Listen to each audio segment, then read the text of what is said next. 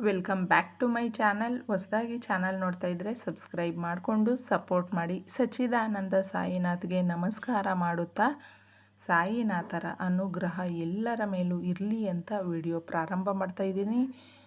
ಈ ದಿನ ಸ್ನೇಹಿತರೆ, ನಮ್ಮೆಲ್ರಿಗೂ ಒಂದಲ್ಲ ಒಂದು ರೀತಿಯಲ್ಲೇ ಈ ರೀತಿ ಸಂದರ್ಭಗಳನ್ನು ನಾವು ಎದುರಿಸಿರ್ತೀವಿ, ಅವಮಾನ ಪಟ್ಟಿರ್ತೀವಿ. ಬಾಬಾ ನಮಗೆ ಒಂದು ಒಳ್ಳೆಯ ಸಂದೇಶವನ್ನು ಕೊಟ್ಟಿದ್ದಾರೆ. ನೀವು ಕೂಡ ಇದನ್ನು ಯಾವ ಥರ ಅಂತ ಕೇಳಿ ಸ್ನೇಹಿತರೆ, ಒಳ್ಳೆಯದಾಗುತ್ತೆ. ನಮಗೆ ಸಾಯಿನಾಥರ ಕಥೆಗಳನ್ನು, ಈ ಸಂದೇಶಗಳನ್ನು ನಾವು ಕೇಳಿಕೊಳ್ಳೋದ್ರಿಂದ ನಮ್ಮ ಜೀವನದಲ್ಲಿ ಬಹಳ ಒಳ್ಳೆಯ ಒಂದು ವಿಚಾರಗಳನ್ನು ನಾವು ಮುಂದೆ ಫಾಲೋ ಮಾಡೋದಕ್ಕೆ ಇದೊಂದು ಮಾರ್ಗ ಅಂತ ಹೇಳ್ತಾ ಇದ್ದೀನಿ. ಈ ದಿನ ಬಾಬಾ ನಮಗೆ ತಿಳಿಸಿರುವ ಸಂದೇಶ ಏನು ಅಂದರೆ, ನಮ್ಮ ಅಕ್ಕಪಕ್ಕದಲ್ಲೇ ನಮ್ಮ ನೈಬರ್ಸು, ನಮ್ಮ ಸ್ವಂತದವರೇ ನಮಗೆ ಪ್ರಯೋಗಗಳನ್ನು ಮಾಡ್ತಾ ಇರ್ತಾರೆ. ಅಂದರೆ ಪ್ರಯೋಗಗಳು ಅಂದರೆ ಬ್ಲ್ಯಾಕ್ ಮ್ಯಾಜಿಕ್ ಅಂತ ಅಲ್ಲ ಸ್ನೇಹಿತರೆ. ಬ್ಲ್ಯಾಕ್ ಮ್ಯಾಜಿಕ್ ಮೊದಲೆಲ್ಲ ಮಾಡ್ತಾಯಿದ್ರೆ ಅದು ತುಂಬ ವರ್ಕೌಟ್ ಆಗ್ತೈತೇನೋ, ಆದರೆ ಬಾಬಾ ಸಾಯಿನಾಥರ ಭಕ್ತರು ಯಾರಿರ್ತಾರೋ ಅವ್ರಿಗೆ ಈ ರೀತಿ ಎಲ್ಲ ತಾಗೋದಿಲ್ಲ. ಆದರೆ ಮನುಷ್ಯನ ದೃಷ್ಟಿ ಅಂತ ಏನು ಹೇಳ್ತೀವಿ, ಅದು ಕೆಟ್ಟ ದೃಷ್ಟಿ. ಆ ದೃಷ್ಟಿಯಿಂದ ಮಾತ್ರ ತಪ್ಪಿಸ್ಕೊಳ್ಳೋದಕ್ಕೆ ಕೆಲವೊಂದು ಮಾರ್ಗಗಳಿದೆ.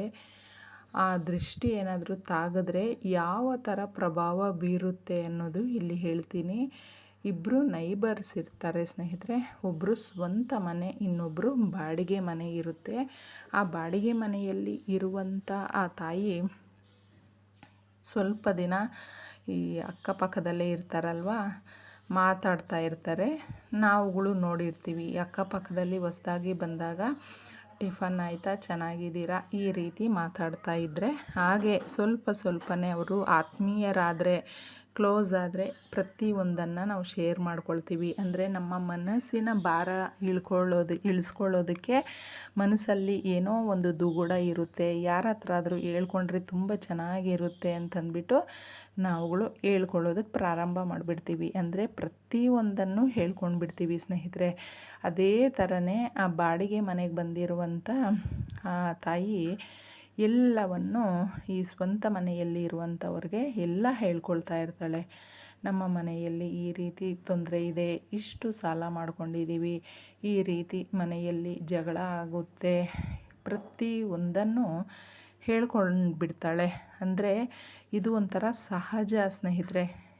ಏನು, ನಮ್ಮ ಮನಸ್ಸಿನ ಭಾರವನ್ನು ಇಳಿಸ್ಕೊಳ್ಳೋದಕ್ಕೆ ಯಾರೋ ಒಬ್ಬರು ನಮಗೆ ಆತ್ಮೀಯರು ಸಿಕ್ಕಿದ್ದಾರೆ ಅಂತ ನಮ್ಮ ಮನಸ್ಸಿಗೆ ಅನಿಸುತ್ತಲ್ವ, ಆಗ ನಾವೆಲ್ಲರೂ ಒಂದಲ್ಲ ಒಂದು ವಿಚಾರವಾಗಿ ಹೇಳ್ಕೊಂಡು ಬಿಡ್ತೀವಿ. ಆ ಥರ ತಾಯಿ ಕೂಡ ಎಲ್ಲವನ್ನು ಹೇಳ್ಕೊಳ್ತಾಳೆ. ಪ್ರತಿಯೊಂದು ಶೇರ್ ಮಾಡಿಕೊಳ್ಳುವಷ್ಟು ಆತ್ಮೀಯರಾಗ್ತಾರೆ. ಆದರೆ ಆ ಕೇಳಿಸ್ಕೊಳ್ತಾರಲ್ವ ಅವರು ಎಷ್ಟು ಮಾತ್ರ ಅಂದರೆ ಒಂದು ನಿಯತ್ತಾಗಿ ಇರ್ತಾರೆ ಅನ್ನೋದ್ರ ಮೇಲೆ ಈ ವಿಚಾರಗಳು ನಿಂತಿರುತ್ತೆ. ಆದರೆ ಆ ತಾಯಿ ಕೇಳಿಸ್ಕೊಂಡಿರುವಂಥವರು ಅವರ ಮನೆಗೆ ಕೆಲಸಕ್ಕೆ ಬರೋರ ಹತ್ರ ಕೂಡ ಎಲ್ಲವನ್ನು ಹೇಳ್ತಾರೆ. ಇವರು ಬದುಕಿಂಗಂತೆ, ಇವರು ಹಿಂಗಂತೆ, ಅವರ ಯಜಮಾನರು ಜಗಳ ಮಾಡ್ತಾರಂತೆ, ಸರಿಯಾಗಿ ನೋಡ್ಕೊಳ್ಳೋದಿಲ್ಲ, ಮಕ್ಕಳು ಈ ಥರ ಆದಿ ತಪ್ಪಿದಾರಂತೆ, ಅವ್ರಿಗೆ ಕಷ್ಟ ಜಾಸ್ತಿ ಇದೆಯಂತೆ, ಸಾಲಗಳಂತೆ ಅಂತಂದ್ಬಿಟ್ಟು. ಮನುಷ್ಯ ಅಂದ ಮೇಲೆ ಇದು ಎಲ್ಲ ಒಂದಲ್ಲ ಒಂದು ರೀತಿಯಲ್ಲಿ ಯಾವಾಗಲೂ ನಾವು ಫೇಸ್ ಮಾಡಿಕೊಂಡೇ ಬಂದಿರ್ತೀವಿ ಸ್ನೇಹಿತರೆ. ಯಾರು ಫೇಸ್ ಮಾಡದೆ ಹೋಗೋದಿಲ್ಲ, ಆ ಥರ ಇರೋದು ಇಲ್ಲ ಜೀವನದಲ್ಲಿ. ಇದನ್ನು ನಾವುಗಳು ಅರ್ಥ ಮಾಡ್ಕೊಳ್ಬೇಕು.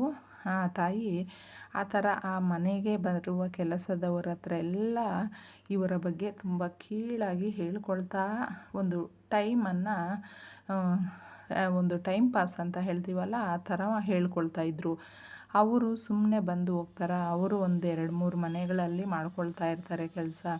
ಅಲ್ಲೂ ಕೂಡ ಇವ್ರಿಗೆ ಬೇಕಾದ ರೀತಿಯಲ್ಲೇ ಇನ್ನಷ್ಟು ಸೇರಿಸಿ ಹೇಳಿಕೊಳ್ಳುವ ಸ್ವಭಾವ ಆಗಿರುತ್ತೆ. ಇವಾಗ ನೀವು ನೋಡಿ, ಒಬ್ರಿಗೆ ನಾವು ಒಂದು ವಿಚಾರ ಹೇಳಿರ್ತೀವಿ ಅಂದರೆ ಅದು ಇನ್ನೊಬ್ರಿಗೆ ಪಾಸಾಗಿರುತ್ತೆ, ಅದು ಬೇರೆ ರೀತಿಯಲ್ಲೇ ಪಾಸಾಗಿರುತ್ತೆ. ಒಟ್ಟಿನಲ್ಲಿ ಅದು ಒಬ್ಬರಿಂದ ಒಬ್ಬರಿಗೆ ತಲುಪೋ ಅಷ್ಟರಲ್ಲಿ ಅದರಲ್ಲಿ ತುಂಬ ನೆಗೆಟಿವಿಟಿ ಸೇರಿಕೊಂಡಿರುತ್ತೆ. ಇದನ್ನು ಎಲ್ಲರೂ ಅಬ್ಸರ್ವ್ ಮಾಡಿರ್ತೀವಿ ಸ್ನೇಹಿತರೆ. ಆ ಥರ ಎಲ್ಲ ಪಾಪ ಅವರ ವಿಚಾರಗಳನ್ನೆಲ್ಲನೂ ನಂಬಿ ಹೇಳಿದರೆ ಈ ತಾಯಿ ಎಲ್ಲ ಹೇಳಿಕೊಂಡು ಆ ಮನೆ ಕೆಲಸದವರು ಇನ್ನಷ್ಟು ಜನಕ್ಕೆ ಹೇಳಿಕೊಂಡು ಇದೇ ಥರ ಅವರ ಮನೆಯ ವಿಚಾರವೆಲ್ಲ ಎಲ್ರಿಗೂ ಗೊತ್ತಾಗ್ಬಿಡುತ್ತೆ. ಆಗ ಈ ಅವರ ಯಜಮಾನರು ಮನೆಯಲ್ಲಿ ನಡೆಯುವ ಘಟನೆಗಳನ್ನೆಲ್ಲ ನೀನು ತಗೊಂಡೋಗಿ ಅವ್ರ ಹತ್ರ ಹೇಳ್ಕೊಂಡು ಬಂದಿದ್ದೀಯಾ, ಈಗ ನಮ್ಮನ್ನು ನೋಡುವ ದೃಷ್ಟಿನೇ ಬೇರೆ ಥರ ಇದೆ, ನಿನಗೆ ಅರ್ಥ ಆಗೋದಿಲ್ವಾ, ಹಾಗೆ ಹೀಗೆ ಅಂತೆಲ್ಲ ಮಾತಾಡಿದ್ದಾರೆ. ಆಗ ಈ ತಾಯಿಗೆ ತುಂಬ ನೋವಾಗ್ಬಿಡುತ್ತೆ. ಏನೋ ನನ್ನ ಕಷ್ಟನ ನಾನು ನಂಬಿ ಹೇಳಿದೆ, ಆದರೆ ಇವ್ರು ನೋಡಿದ್ರೆ ಈ ಥರ ಮಾಡಿಬಿಟ್ಟಿದ್ದಾರೆ ಅಂತಂದ್ಬಿಟ್ಟು ಅವ್ರ ಹತ್ರ ಕೇಳ್ತಾರೆ. ನಾನು ನನ್ನ ಜೊತೆಯಲ್ಲಿ ಹುಟ್ಟಿರುವ ಅಕ್ಕ ಅನ್ನುವ ರೀತಿಯಲ್ಲೇ ನನ್ನ ಕಷ್ಟವನ್ನು ನಾನು ಹೇಳ್ಕೊಂಡೆ, ಆದರೆ ನೀವು ನನ್ನ ನಂಬಿಕೆಯನ್ನು ಉಳಿಸ್ಕೊಳ್ಳಿಲ್ಲ, ನೀವು ನನಗೆ ತುಂಬ ನೋವಾಗ್ತಿದೆ ಅಂತಂದ್ಬಿಟ್ಟು ಹೇಳಿಬಿಟ್ಟು ಬಂದುಬಿಟ್ಟು ಮನೆಯಲ್ಲಿ ದೇವ್ರ ಮುಂದೆ ಹಾಗೇ ಕೂತ್ಕೊಂಡು ಅಳ್ತಾ ಇರ್ತಾಳೆ. ನಾವು ಮನುಷ್ಯರು ಸ್ವಾಮಿ, ನಮಗೆ ಎಲ್ಲ ತಡೆದುಕೊಳ್ಳುವ ಶಕ್ತಿ ಇರೋದಿಲ್ಲ, ಆದರೆ ಏನೋ ಈ ಪರೀಕ್ಷೆಗಳು ಈ ಥರ ಇದ್ದಿದ್ದಕ್ಕೆ ನಾನು ಆ ಥರ ಹೇಳ್ಕೊಂಡ್ಬಿಟ್ಟೆ ಅಂತ. ದೇವ್ರಿಗೆ ಗೊತ್ತಿರುತ್ತೆ, ನಾವು ನಂಬುವ ದೇವರು ಯಾವಾಗಲೂ ನಮಗೆ ಎಷ್ಟು ಕಷ್ಟ ಕೊಟ್ಟರೆ ಇವ್ರು ತಡ್ಕೊಳ್ತಾರೆ ಅನ್ನೋದು ಮೊದಲೇ ಗೊತ್ತಿರುತ್ತೆ. ಸುಮಾರು ಜನ ಅಂದ್ಕೊಳ್ತಾ ಇರ್ತಾರೆ ನೋಡಿ, ತುಂಬ ಒಳ್ಳೆಯವರು, ಅವ್ರಿಗೆ ಯಾಕೋಪ್ಪ ಇಷ್ಟು ಪರೀಕ್ಷೆಗಳು ಅಂತ ಹೇಳ್ತೀವಿ ನೋಡಿ, ಆ ಥರ. ಆ ಒಳ್ಳೆಯತನಕ್ಕೆ ಪರೀಕ್ಷೆ ಯಾಕೆ ಅಂದರೆ ಅವರಿಗೆ ಅಷ್ಟು ನಂಬಿಕೆ ಇರುತ್ತೆ, ಅಷ್ಟು ತಡೆದುಕೊಳ್ಳುವ ಒಂದು ಆತ್ಮಸ್ಥೈರ್ಯ ಇರುತ್ತೆ ಅನ್ನೋದು ದೇವ್ರಿಗೆ ಗೊತ್ತಿರುತ್ತೆ. ಅದರಿಂದ ಯಾವಾಗ ನಮಗೆ ಎಲ್ಲ ದಾರಿಗಳು ಮುಚ್ಚೋಗಿದೆ, ನಮ್ಮ ಪರಿಸ್ಥಿತಿ ನಮ್ಮ ಕೈಯಲ್ಲಿಲ್ಲ, ನಾವು ತಡೆದುಕೊಳ್ಳುವ ಶಕ್ತಿ ನಮಗಿಲ್ಲ ಬಾಬಾ ಅಂತ ಆ ತಾಯಿ ಗೋಗರ್ದು ಬೇಡ್ಕೊತಾಳೆ. ಸಾಕು ಬಾಬಾ, ಇನ್ನು ನನ್ನ ಕೈಯಲ್ಲಿ ಆಗೋದಿಲ್ಲ, ಈ ಒಂದು ಕಷ್ಟಗಳನ್ನೆಲ್ಲ ನೀನೇ ತೊರೆದಾಕಬೇಕು, ನೀಗಿಸಬೇಕು, ಇಲ್ಲ ಅಂದರೆ ನನಗೆ ಸಾವು ಒಂದೇ ಗತಿ ಅಂತ ಹತ್ಕೊಂಡು ಕೂತ್ಕೊತಾಳೆ. ಸ್ನೇಹಿತರೆ, ದೇವಸ್ಥಾನಕ್ಕೆ ಹೋದಾಗ ನಿಜವಾಗ್ಲೂ ಸಾಯಿನಾಥರು ಆ ಒಂದು ಪವಾಡಗಳನ್ನ ಮಾಡ್ತಾಯಿದ್ರು. ಏನೇ ಕಷ್ಟ ಜಾಸ್ತಿ ಬಂದಿದೆ, ನರದೃಷ್ಟಿ ನಮ್ಮ ಮನೆಗಳ ಮೇಲೆ ಜಾಸ್ತಿ ಆಗಿದೆ ಅನ್ನುವಾಗ ಆ ತಂದೆ ಏನು ಮಾಡ್ತಾಯಿದ್ರು ಗೊತ್ತಾ, ಗೋಧಿಯನ್ನು ತರಿಯಾಗಿ ರುಬ್ಬಿಬಿಟ್ಟು, ಅಂದರೆ ಗೋಧಿನೇ ರುಬ್ಬಬೇಕು ಅಂತ ಏನೂ ಇಲ್ಲ, ಗೋಧಿಯ ರವೆ ಇರುತ್ತಲ್ವ, ಆ ರವೆಯನ್ನು ಒಂದು ಸ್ವಲ್ಪ ತಗೊಂಡು ಬಾಬಾ ಫೋಟೋ ವಿಗ್ರಹ ಆ ಥರ ಏನಾದರೂ ಇದ್ದರೂ ಅವರ ಪಾದದ ಮುಂದೆ ಇಟ್ಟು, ನಾವು ಸ್ವಲ್ಪ ಸ್ನೇಹಿತರೆ, ಒಂದು ಸ್ಪೂನ್ ತಗೊಳ್ಳಿ ಸಾಕು, ಆ ಥರ ತಗೊಂಡು ಪುಡಿ ಮಾಡಿ ಅದರ ಸಾಯಿನಾಥರ ಪಾದದ ಮುಂದೆ ಇಟ್ಟು ನಾವು ಕೇಳಿಕೊಂಡು ಆ ಒಂದು ರವೆಯನ್ನು ನಮ್ಮ ಮನೆಯ ಸುತ್ತಮುತ್ತ ಚೆಲ್ಲೋದ್ರಿಂದ ನರದೃಷ್ಟಿ ಎಷ್ಟೇ ಇರಲಿ, ನಮಗೆ ಏನೇ ನೆಗೆಟಿವಿಟಿ ನಮ್ಮ ಮನೆಯ ಒಳಗೂ ಕೂಡ ಪ್ರವೇಶ ಆಗೋದಿಲ್ಲ, ನರದೃಷ್ಟಿ ಬರೋದಿಲ್ಲ. ಕಷ್ಟಗಳು ಬರುತ್ತೆ, ಆದರೆ ಆ ಕಷ್ಟಗಳನ್ನು ನಾವು ಎದುರಿಸುವ ಆತ್ಮಸ್ಥೈರ್ಯ ಆ ತಂದೆ ತುಂಬುತ್ತಾನೆ. ಇದನ್ನು ನೀವು ತಿಂಗಳಲ್ಲಿ ಒಂದು ಬಾರಿ ಮಾಡ್ಕೊಳ್ಬಹುದು, ಅಥವಾ ನಾವು ವಾರ ಮಾಡ್ಕೊಳ್ತೀವಿ ಅಂದರೆ ಗುರುವಾರ ಸಾಯಿನಾಥರಿಗೆ ಪ್ರಿಯವಾದ ದಿನ ಆಗಿರೋದ್ರಿಂದ ಗುರುವಾರನೂ ಕೂಡ ನೀವು ಈ ಪರಿಹಾರನ ಮಾಡಿಕೊಂಡು ನೋಡಿ. ಈ ಪರಿಹಾರಕ್ಕೆ ತುಂಬ ಶಕ್ತಿ ಇರೋದ್ರಿಂದ ಸಾಯಿನಾಥರು ನಮಗೆ ಶ್ರೀರಕ್ಷೆಯಾಗಿ ನಿಲ್ತಾರೆ. ಆ ತಾಯಿ ಅದನ್ನು ಮಾಡ್ತಾಳೆ, ಯಾರೋ ತಿಳಿಸ್ಕೊಡ್ತಾರೆ ಅವ್ರಿಗೆ ಈ ಥರ ಮಾಡಿ ನೋಡು ಅಂತ. ಸಾಯಿ ಮೇಲೆ ಅಪಾರವಾದ ನಂಬಿಕೆ ಇಟ್ಕೊಂಡು ಈ ಪರಿಹಾರವನ್ನು ಮಾಡ್ಕೊಳ್ತಾಳೆ. ಸ್ನೇಹಿತರೆ, ಆ ಬಾಡಿಗೆ ಮನೆಯಲ್ಲಿ ಅಷ್ಟೆಲ್ಲ ಅವಮಾನ ಪಟ್ಟಿರ್ತಾಳಲ್ವ ಆ ತಾಯಿ, ದಿನದಿಂದ ದಿನಕ್ಕೆ ಮತ್ತೆ ತುಂಬ ಚೆನ್ನಾಗಾಗ್ತಾರೆ ಅವರು. ಆ ಮನೆಯಲ್ಲಿ ಹೊಂದಾಣಿಕೆ, ಪ್ರೀತಿ, ವಾತ್ಸಲ್ಯ, ಒಂದೊಂದೇ ವಸ್ತುಗಳನ್ನು ತಗೊಳ್ಳೋದು, ಈ ಕಾರು ಇದನ್ನೆಲ್ಲ ತಗೊಳ್ಳುವಾಗ ಸ್ವಂತ ಮನೆಯ ಆ ತಾಯಿ ನನ್ನ ಹತ್ರ ಇಷ್ಟೆಲ್ಲ ಕಷ್ಟಗಳಿದೆ ಅಂತೆಲ್ಲ ಹೇಳ್ಕೊಳ್ತಾ ಇದ್ಲು.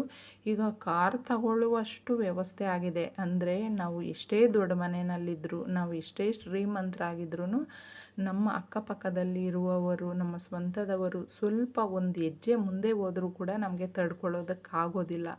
ಇದನ್ನು ನಾವು ನೋಡ್ತಾ ಇರ್ತೀವಿ. ಹೊಟ್ಟೆ ಕಿಚ್ಚು ಅಂತ ಹೇಳ್ತೀವಿ ನೋಡಿ, ಆ ಥರ ಹೊಟ್ಟೆ ಕಿಚ್ಚು ಪಡ್ತಾಳೆ ಅಮ್ಮ. ಇಷ್ಟೆಲ್ಲ ಕಷ್ಟ ಅಂದ್ರೂ ನೋಡಿ ಇವರೆಲ್ಲ ಹೆಂಗೆ ತಗೊಳ್ತಾ ಇದ್ದಾರೆ ಅಂತ. ಆದರೆ ಆ ತಾಯಿ ಸಹವಾಸ ಬಿಟ್ಟು ಈ ತಾಯಿ ಇದೆ ಒಂದು ಸುಮ್ಮನೆ ಆ ತಾಯಿ ಪಾಡ್ಗೆ ಇರ್ತಾಳೆ.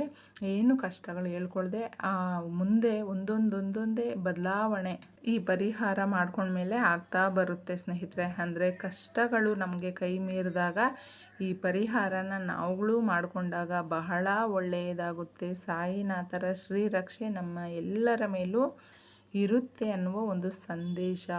ಇದನ್ನು ಎಲ್ಲರೂ ಮಾಡೋಣ, ಒಳ್ಳೆಯದಾಗಲಿ. ಈ ವಿಡಿಯೋ ನಿಮಗಿಷ್ಟ ಆಗಿದ್ದರೆ ತಪ್ಪದೇ ನಮ್ಮ ಚಾನಲ್ಗೆ ಸಬ್ಸ್ಕ್ರೈಬ್ ಮಾಡ್ಕೊಳ್ಳಿ. ಎಲ್ರಿಗೂ ಧನ್ಯವಾದಗಳು.